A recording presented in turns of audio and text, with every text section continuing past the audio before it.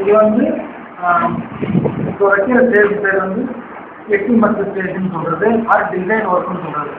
Before that நம்ம ஒரு plywood board, water proof plywood போர்டில் இந்த கிளாத் ஒட்டிட்டு, கிளாத் ஒட்டினதுக்கப்புறம் இதெல்லாம் வந்து கோட்டிங் அடிக்கும். இந்த கோட்டிங் அடித்ததுக்கப்புறம் போர்டு ரெடி பண்ணுற ஸ்டேஜ். இந்த போர்டு ரெடி பண்ணதுக்கப்புறம் நம்ம இந்த ஸ்டோன் ஒட்டி, ஜெய்ப்பூர் ஸ்டோன்ஸ் ஒட்டி, இதுக்கு மேலே தண்ணி மக்குன்னு ஒரு ஸ்டேஜ் இருக்குது. ஸோ தட் நம்ம இந்த ரிலீஃப் ஒர்க்கு ஹைட்டாக இருக்கிறதெல்லாம் வந்து தண்ணி மக்கு ஒர்க்குன்னு சொல்கிறது.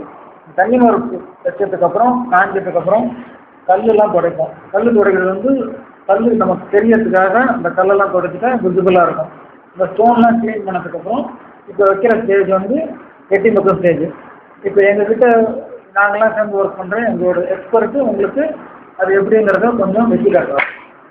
இப்போ வைக்கிறது பேர் வந்து ஸ்டோன் சுற்றுறதுன்னு பேர், ஒரு பார்டர் மார்க் ஒர்க் பண்ணுறது. இப்போ அவர் கொஞ்சம் பேசுவார்.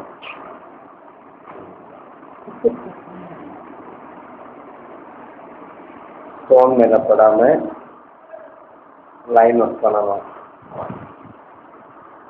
இந்த டிசைன் ஒர்க் என்னென்ன டிசைன் வருதோ இந்த மக் ஒர்க்கில் ஃபேஸில் என்ன இருக்கோ அதே மாதிரி பார்த்து மக் ஒர்க் பண்ணணும், டிசைன் ஒர்க் பண்ணணும்.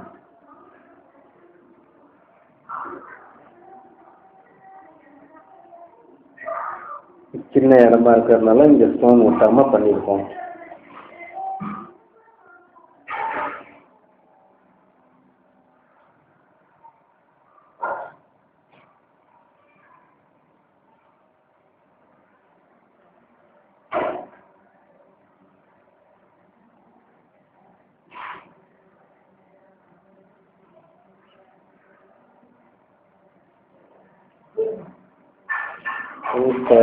ஸ்கொயர் ஸ்டோன் வர இடத்துல ஸ்கொயராக வைக்கணும்.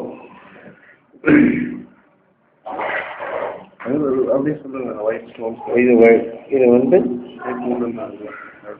ஸ்டோன் வராத இடத்துல சில ஒர்க்கு வந்து மக்களே பண்ணுற மாதிரி வரும் டிசைன் ஒர்க்கு. அதையும் இந்த மாதிரி பண்ணிக்கணும். இது வந்து மெஹந்தி வைக்கிறோம் இல்லையா, அந்த மாதிரி டைப்பில் கோனை ரெடி பண்ணி